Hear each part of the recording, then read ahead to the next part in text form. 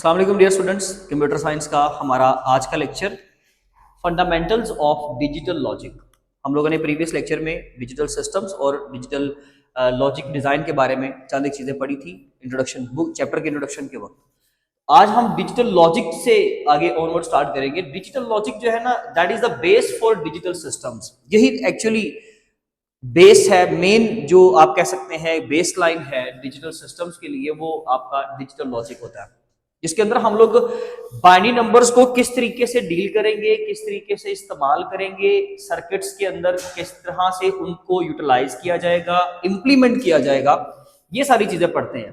तो ये बेसिकली पूरी ब्रांच आप समझ लीजिए जो डिजिटल लॉजिक है, वो हमें बताता है कि आपने जो है वो डिजिटल ऑपरेशंस किस तरीके से परफॉर्म करने हैं। उसके अंदर जो जो हमारे डिजिटल सर्किट्स बनेंगे, उन सर्किट्स को किस तरह से ऑपरेट करवाया जाएगा, किस तरीके से उनको इनपुट प्रोवाइड करेंगे और कैसे उनसे आउटपुट हम हासिल करेंगे। और फिर जो भी हम लोगों ने अपना रिजल्ट रिड्यूस करके, तो जो भी हम लोगों ने आगे फर्दर आंसर बनाने हैं, या हम लोगों ने उसको प्रैक्टिकली किसी गैजेट के अंदर, टूल के अंदर इन ऑपरेशंस को इस्तेमाल करना है, या अपने कोई भी इलेक्ट्रॉनिक जो डिवाइस है उसको किस तरह से चलाना है, ये सारी चीजें हम लोगों को यहाँ से ही समझने को मिलती हैं जब हम डिजिटल लॉजिक्स को पढ़ते हैं।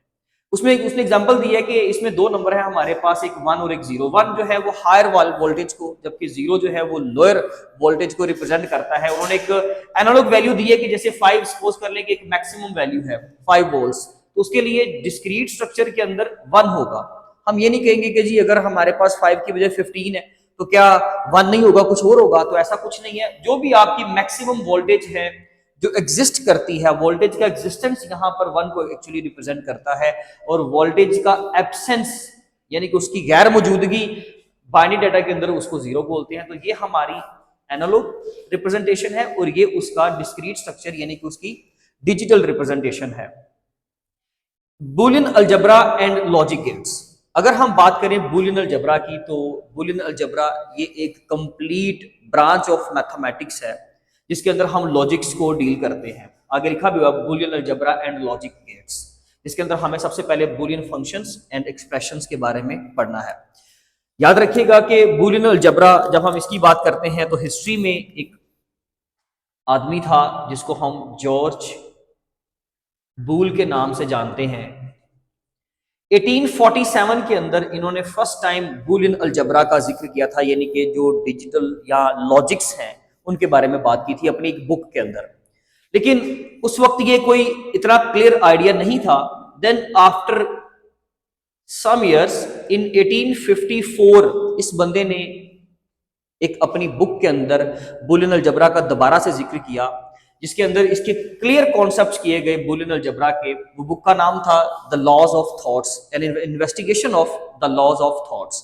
उस बुक के अंदर इसने first time in the history Boolean algebra का जिक्र किया। ये एक ऐसा अलजेब्रा है जो डिजिटल अलजेब्रा है। जैसे हम आमतौर पर नंबर्स को डील करने के लिए अपना एक अलजेब्रा पढ़ते हैं मैथ्स में, इसी तरीके से समझ लीजिए कि ये कंप्यूटर के लिए स्पेसिफाइड एक अलजेब्रा है, जिसके अंदर हम लोगों ने उसकी प्रैक्टिकल एप्लीकेशंस इन डिवाइसेस के जरिए से पढ़नी है। लॉजिक गेट्स ये वो इलेक्ट्रॉनिक डिवाइसेस हैं कि जिनको इस्तेमाल करके हम इस लॉजिक को या इन लॉजिक्स को जो है प्रैक्टिकली यूज करते हैं अपने अप्लायंसेस में या डिफरेंट जो हमारे इलेक्ट्रॉनिक डिवाइसेस हैं उनके अंदर। हम खास करके बूलियन अलजेब्रा के बारे में बात करेंगे यहाँ पे, Boolean functions and expressions. Boolean function जिसमें हम लोगों ने और, एंड और नॉट के बारे में पढ़ना है। ये आपके लॉजिक गेट्स भी हैं और इनकी जो मैथमेटिकल रिप्रेजेंटेशन होगी एज अ फंक्शन, हम उसके बारे में भी समझेंगे, सीखेंगे। अगर मैं इनके कॉम्बिनेशन को यूज करता हूं यानी कि डिफरेंट वेरिएबल्स को इस्तेमाल करता हूं with these type of functions, उसको हम बूलियन एक्सप्रेशन कहते हैं। जैसे कि मैं अगर यहां पर लिखता हूं जी मेरे पास कोई भी एक वेरिएबल है, सपोज 0 याद रखिएगा एक वेरिएबल है, 1 भी एक वेरिएबल है, ये दो वेरिएबल्स की वैल्यू है। ओके और कोई भी वेरिएबल की जो रिप्रेजेंटेशन होती है या वो 0 होगा या वो 1 होगा। उसके लिए आपको एक टर्म समझाता हूं, याद रखिएगा। हम लोग जब भी बूलियन अलजेब्रा के बारे में बात करते हैं तो हम कहते हैं कि उससे पहले हमें एक टर्म सीखनी है, that is proposition. It's not a preposition, it's proposition. Proposition का मतलब होता है किसी भी स्टेटमेंट का ट्रू या फॉल्स होना। हम अपने बाइनरी डाटा को 0 1 से रिप्रेजेंट करते हैं, और अगर हम कंप्यूटर में कोई भी चीज प्रोसेस करना चाहते हैं तो वो जाहिर है या वो ट्रू होगी या फॉल्स होगी। जहां पे ट्रू से मुराद होगा 1 और फॉल्स से मुराद होगा 0। तो उसका मतलब है कि अगर मेरे पास एक स्टेटमेंट या एक सेंटेंस भी है ना, तो वो भी कंप्यूटर के अंदर अगर आप उसको वेरिएबल डिक्लेयर करना चाहते हो, यानी कि उसको 0 या 1 डिक्लेयर करना चाहते हो, तो उसका आंसर लाजमी तौर पे 0 या 1 होना चाहिए। आपसे पहले जो कोर्स लोग पढ़ रहे थे उसमें प्रॉपर प्रोपोजिशन की डेफिनेशन भी थी, उसकी एग्जांपल्स भी थी। जैसे कि मैं एग्जांपल देता हूं, टुडे इज मंडे, आज जो है वो सोमवार का दिन है, आज पीर है, ठीक है जी। अगर तो आज मंडे है तो ये ट्रू है, और अगर वाकई में अगर हम बात करें इस वक्त की और अगर आज मंडे नहीं है तो उस वक्त जो मैंने सेंटेंस बोला वो क्या है जी, फॉल्स है। तो प्रोपोजिशन हम बोलते हैं जिसको ट्रू या फॉल्स। और याद रखिएगा कि जिस वेरिएबल के जरिए से हम उसको रिप्रेजेंट करते हैं, आप उसको पी कहते हैं, आप उसको क्यू कहते हैं, ये आपके प्रोपोजिशन है। सपोज करें मेरे पास एक प्रोपोजिशन पी है, Islamabad is the capital of Pakistan, तो पी एक प्रोपोजिशन है, उसकी वैल्यू जो होगी, उसका जो आंसर होगा वो या 0 होगा या 1 होगा। इसी तरीके से Q, Lahore is the capital of Pakistan, तो ये क्यू जो है एक प्रोपोजिशन होगी और उसकी आगे जो वैल्यू होगी 0 या 1। इट मींस दैट कि आप कुछ इस तरह से भी कह सकते हो कि हमारे पास जो P या Q है ये वेरिएबल्स हैं और इसकी वैल्यू ट्रू भी हो सकती है, इसकी वैल्यू फॉल्स भी हो सकती है। तो डायरेक्टली 0 को वेरिएबल या 1 को वेरिएबल कहना ठीक नहीं रहेगा, इसलिए हम बोलेंगे कि एक वेरिएबल उसकी वैल्यू 0 भी हो सकती है, उसकी वैल्यू 1 भी हो सकती है। कोई भी जो स्टेटमेंट आप बोलते हो, सेंटेंस बोलते हो, जो भी आप इनपुट देते हो कंप्यूटर में, वो 0 भी हो सकती है, वो 1 भी हो सकती है, क्योंकि आपने उसको कंप्यूटर में यानी कि लॉजिकली डिजिटल सिस्टम्स के अंदर आपने उसको प्रोसेस करना है, तो वो बूलियन फंक्शन के जरिए से ही जो है उसको ऑपरेट करवाया जाएगा या बूलियन अलजेब्रा ही उसके ऊपर इंप्लीमेंट किया जाएगा। हम खास करके जो ऑपरेशंस पढ़ेंगे यहाँ पर, जो बूलियन अलजेब्रा के ऑपरेशंस हैं, उनमें 3 ऑपरेशन है हमारे पास, एंड, और नॉट। ये 3 लॉजिक गेट्स भी हैं, लेकिन उनकी जो फंक्शनल जो रिप्रेजेंटेशन है, उनके ट्रुथ टेबल्स के जरिए से हम वो सीखेंगे कि ये बेसिकली काम किस तरह करता है। एंड ऑपरेशन एक ऐसा ऑपरेशन है, याद रखिएगा, जो इन्हीं 0 1 यानी कि वेरिएबल की वैल्यूज को आपस में मैनिपुलेट करने के काम आता है, यानी कि उनको आपस में जमा माइनस तफरीक समझ लीजिए करने के काम आता है। उसके लिए हम सबसे पहले जो यूज करेंगे, जो सबसे पहले पढ़ेंगे, वो है जी एंड ऑपरेटर। एंड ऑपरेटर एक ऐसा ऑपरेटर है जो कि बाइनरी ऑपरेटर है। बाइनरी ऑपरेटर मींस कि जिसके दोनों साइड पे वैल्यू देनी पड़ती है। मिसाल के तौर पे मैं यहां पे लिखता हूं प्लस, प्लस के दोनों तरफ वैल्यू एग्जिस्ट करती है। अगर मैं कहूं कि जी एक साइड पे मैं 2 लिख दूं और मैंने यहाँ पे 3 मेंशन नहीं किया, 2 प्लस लिखा, तो भाई ये सही नहीं होगा। अगर ये बाइनरी ऑपरेटर है तो हमें दोनों तरफ ऑपरेंड हम इसको बोलते हैं, मुझे दोनों तरफ वैल्यूज देनी पड़ेंगी, ऑपरेंड्स देने पड़ेंगे। ये अब बाइनरी ऑपरेटर है। अगर मैं मल्टीप्लाई की बात करूं तो भाई ठीक है, आप अगर मल्टीप्लाई की भी बात करते हो तो वो भी बाइनरी ऑपरेटर है। मैं आपको एक चीज बता दूं कि हम मल्टीप्लिकेशन को एंड कंसिडर करते होते हैं बाइनरी डाटा के अंदर, और प्लस को और कंसिडर करते हैं। नॉट थोड़ा सा हटके है, एक अलग फंक्शन, हम इसके बारे में बाद में बात करते हैं। तो इसका मतलब ये हुआ कि ऐड और दोनों ही कौन से ऑपरेटर हैं, बाइनरी ऑपरेटर हैं। जबकि नॉट ऑपरेटर में हमें दोनों तरफ वैल्यूज अगर नहीं भी मिलती तो हमारा निजाम चल जाएगा, इसलिए नॉट ऑपरेटर आपका यूनरी ऑपरेटर है। ये एमसीक्यू के कुछ क्वेश्चंस थे, ये हमने अलग से कवर कर लिए।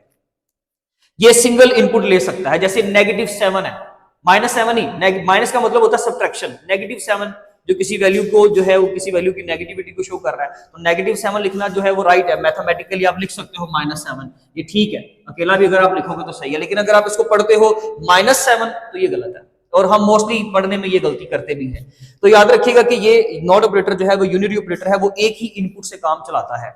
हमें इन ऑपरेशंस को इनपुट देनी है और इनके जरिए से अपनी उन इनपुट्स को हम लोगों ने मैनिपुलेट करवा के, कैलकुलेट करवा के उसके जरिए से कोई आउटपुट जनरेट करनी है। इसीलिए तो हम इनको फंक्शन कहते हैं। मैथ में, फिजिक्स में, कंप्यूटर में एक कॉन्सेप्ट याद रखिएगा, फंक्शन उस चीज को कहते हैं जो मल्टीपल इनपुट्स ले, जो मल्टीपल वैल्यूज का डाटा ले और उसको किसी एक सिंगल आउटपुट के तौर पे हासिल करवा दे, यानी कि हमें शो करवा दे, स्क्रीन पर डिस्प्ले करवा दे, आप उसको बोलते हो आउटपुट। तो इसका मतलब है कि ये फंक्शंस तभी होंगे जब ये मल्टीपल इनपुट्स को या एक इनपुट को लेकर उसको फर्दर आउटपुट की फॉर्म में कन्वर्ट कर देंगे। तो यहाँ पर अगर हम एंड ऑपरेटर की बात करें तो क्योंकि ये बाइनरी ऑपरेटर है, तो बाइनरी ऑपरेटर को पता हम क्या कैसे करते हैं कैलकुलेट, हम देखेंगे 2 2 मींस क्योंकि ये बाइनरी ऑपरेटर है, ठीक है जी, इसके दोनों तरफ इनपुट होनी चाहिए। उसका हमें आंसर मिलता है 2 का 4। इसका मतलब है 4 डिफरेंट पॉसिबिलिटीज हो सकती हैं, 4 डिफरेंट टाइप्स की वैल्यूज हो सकती हैं बाइनरी ऑपरेटर के इर्द गिर्द। किस तरह से, जैसे मैंने यहां पे लिखा false, false, true and true, false true false and true. Table आप रट्टा भी लगा सकते हो, क्रैमिंग कर तो सकते हैं, लेकिन मैंने आपको विद लॉजिक समझा दिया कि ये 4 वैल्यूज ही क्यों होंगी। और अगर आप इसको 2 के साथ एग्जांपल देते हो या 1 के साथ एग्जांपल देते हो, चाहे आप उसकी जो ये वाली रिप्रेजेंटेशन है आप वो सही बताते हो, जैसे कि मैंने यहां लिखा एंड ऑपरेटर एक ऐसा ऑपरेटर है जी जो अगर दोनों इनपुट्स ट्रू होंगी तो फाइनल आंसर क्या देगा, ट्रू देगा। और अगर इसके अंदर एक भी इनपुट आपकी हो गई फॉल्स, तो ये जब फाइनल आंसर देगा तो वो क्या देगा, फॉल्स। क्यों? क्योंकि हम इसको मल्टीप्लाई से रिलेट करते हैं।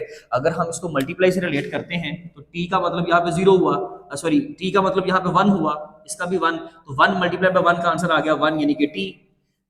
एफ का मतलब 0, टी का मतलब 1, तो 0 मल्टीप्लाई बाय 1 का आंसर क्या आ गया, 0 यानी कि फॉल्स। तो ये बिल्कुल मैथमेटिकली आप उसको कह सकते हो कि ये मल्टीप्लिकेशन के साथ उसको रिलेट कर सकते हो, लेकिन उसमें याद रखिएगा कि आपको एग्जांपल फिर 4 की 4 पूरी देनी है ट्रुथ टेबल में। और ये ट्रुथ टेबल है, किसी भी फंक्शन की ट्रुथ वैल्यूज को रिप्रेजेंट करना, यानी कि उसकी इनपुट्स की क्या पॉसिबिलिटीज हो सकती हैं, क्या आंसर हो सकता है, क्या ट्रुथ वैल्यूज आ सकती हैं, उसकी रिप्रेजेंटेशन के लिए जो टेबल हम यूज करते हैं, that table is called as truth table, जैसे मैंने यहां बनाया। अब देखें क्या पॉसिबिलिटीज है जी, 4, या दोनों फॉल्स, या एक फॉल्स एक ट्रू, या पहली ट्रू दूसरी फॉल्स, या दोनों ट्रू, बस यही पॉसिबिलिटीज है ना। लेकिन हाँ ठीक है, आप उसका सीक्वेंस याद कर ले, 2 पहले फॉल्स 2 ट्रू, एक फॉल्स एक ट्रू, एक फॉल्स एक ट्रू। अब जब हम इसका आंसर निकालेंगे तो भाई फॉल्स और फॉल्स का आंसर फॉल्स। एंड ऑपरेटर एक ऐसा ऑपरेटर है जब दोनों इनपुट्स इसको ट्रू मिलती है तो आंसर ट्रू देता है, वरना हर केस में फॉल्स। यहाँ पे फॉल्स था तो फॉल्स, यहाँ पे एक भी फॉल्स आ गया तो फॉल्स, यहाँ पे ट्रू एक फॉल्स है तो आंसर फॉल्स। दोनों ट्रू हैं यानी कि 1 और 1 मल्टीप्लाई बाय 1 का आंसर आ गया 1 यानी कि ट्रू। जब हम बात करते हैं और ऑपरेटर की, ये भी बाइनरी ऑपरेटर है, दोनों तरफ इनपुट चाहिए, लेकिन ये थोड़ा सा रिलैक्स्ड है। वो इस तरह से कि अगर हम इसके अंदर एक ट्रू और एक एफ की इनपुट देते हैं तो ये हमें फाइनल आंसर जो है वो ट्रू दे देता है। ये सिर्फ उस सूरत में फॉल्स देता है जब हम उसको दोनों इनपुट ही क्या दे देते हैं, फॉल्स। ठीक है जी। टेबल इसका भी, क्योंकि ये बाइनरी ऑपरेटर है तो 2⁻² के हिसाब से कैलकुलेट करोगे तो 4 डिफरेंट पॉसिबिलिटीज बनेगी, जैसे कि false false true and true, false true false true. Sir क्या जरूरी है कि पहले फॉल्स लिखना? नो भाई, आप पहले ट्रू लिख दे, कोई इश्यू नहीं है। तो false multiply by false plus false, 0 plus 0 का आंसर क्या आएगा, 0। दोनों अगर एंट्रीज, दोनों इनपुट्स अगर फॉल्स है तो आंसर फॉल्स आएगा। अगर एक भी ट्रू हुआ तो क्योंकि हम इसको प्लस के साथ रिप्रेजेंट करते हैं तो 1 प्लस 0 का आंसर 1, 0 प्लस 1 का आंसर 1, यानी कि ये फॉल्स ये ट्रू तो ट्रू आया, ये ट्रू ये फॉल्स तो भी ट्रू आया। इश्यू इज दिस, 1 प्लस 1 का आंसर तो ट्रू होता है। अब ये 2 कैसे आएगा? 2 तो बाइनरी डाटा का हिस्सा ही नहीं है। तो भाई वो आप छोड़ दें, हमने यहाँ पे रिप्रेजेंटेशन देनी है, आप एग्जैक्टली उसको प्लस मत कंसिडर कीजिएगा। लेकिन अगर कोई बहुत क्लेवर है, कोई कॉन्सेप्चुअल बंदा है, तो वो कहेगा कि सर 1 प्लस 1 का आंसर तो 2 होता है, तो भाई वो फिर हम 0 लिख के साथ में 1 कैरी भी तो लेते हैं ना। तो समझ लीजिए कि हमने ये वो वाला 1 लिखा है, तो 1 प्लस 1 का आंसर भी आपके पास क्या आ गया, 1। इट मीन्स दैट कि अगर दोनों फॉल्स हैं तो फॉल्स, वरना हर केस में ट्रू। अगर आपने 2 इनपुट दी, एक इनपुट आपकी ट्रू है एक फॉल्स है, तो फाइनल आंसर आपका ट्रू आएगा। दोनों फॉल्स है तो फॉल्स आएगा।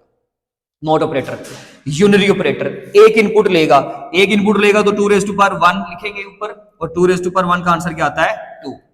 2 पॉसिबिलिटीज, इसका मतलब है यहां पर 4 पॉसिबिलिटीज थी, यहां पर अब 2 पॉसिबिलिटीज है। हमारे पास वेरिएबल भी तो एक ही है ना, यहां पे तो वेरिएबल भी 2 थे, ए और बी।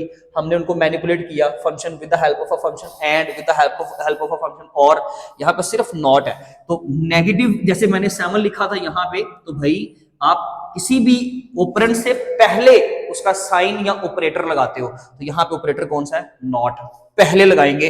उसके लिए ये वाला साइन भी यूज किया जाता है। ठीक है जी, आप जो सिंबल है आप वो ये वाला सिंबल यूज कर लेते हो।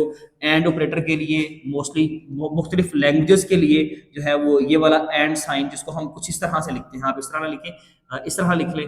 और के लिए ये वाला सिंबल यूज किया जाता है डिफरेंट लैंग्वेजेस के अंदर। खैर, इसके लिए ये वाला सिंबल है। नॉट में 2 पॉसिबिलिटीज हैं, फॉल्स और ट्रू। 2 पॉसिबिलिटीज को जब आप डिवाइड करोगे, उनका जब 50% पॉसिबिलिटी निकालोगे, तो ज़ाहिर है एक फॉल्स एक ट्रू। ये फॉल्स को ट्रू बना देता है और ट्रू को फॉल्स बना देता है। एक ऐसा ऑपरेटर, एक ऐसा लॉजिक गेट, एक ऐसी डिवाइस जो इन्वर्टर के तौर पे काम करता है, आप उसको ट्रू वैल्यू देते हो वो आपको फॉल्स दे देता है। अगर आप उसको फॉल्स देते हो वो उसको ट्रू कर देता है। जैसे कि रियल लाइफ में इन्वर्टर की एग्जांपल ले लीजिए कि वो हायर टेम्परेचर को लोअर में और लोअर टेम्परेचर को हायर में कन्वर्ट करता है। हम डिफरेंट सीजन के अंदर जो इस्तेमाल करते हैं। ये था हमारा आज का लेक्चर जिसके अंदर हम लोगों ने लॉजिकल ऑपरेटर्स पढ़े। ये हमारे असल में लॉजिक ऑपरेटर या लॉजिकल ऑपरेटर्स हैं, एंड और नॉट। ये अगर लॉन्ग क्वेश्चन कंसीडर होता है तो ये यहां से ऑनवर्ड भी लॉन्ग आ सकता है। जरूरी नहीं कि उसका ये पिछला हिस्सा कवर किया जाएगा, ये हिस्सा आपका शॉर्ट में कवर कर दिया जाएगा। ये दोनों अलग से शॉर्ट बनेंगे। बुलियन फंक्शन एंड एक्सप्रेशन में डिफरेंस भी आ सकता है, शॉर्ट भी कवर हो सकता है। इसके अलावा फिर बाकी आपके टेबल अलग से शॉर्ट तो आ ही सकता है। किसी का भी वो कह देता है कि जी आप ट्रुथ टेबल बनाए, तो वो आपको बनाना पड़ेगा। इंशाल्लाह मिलेंगे अब अपने नेक्स्ट लेक्चर में। तब तक के लिए अल्लाह हाफिज़।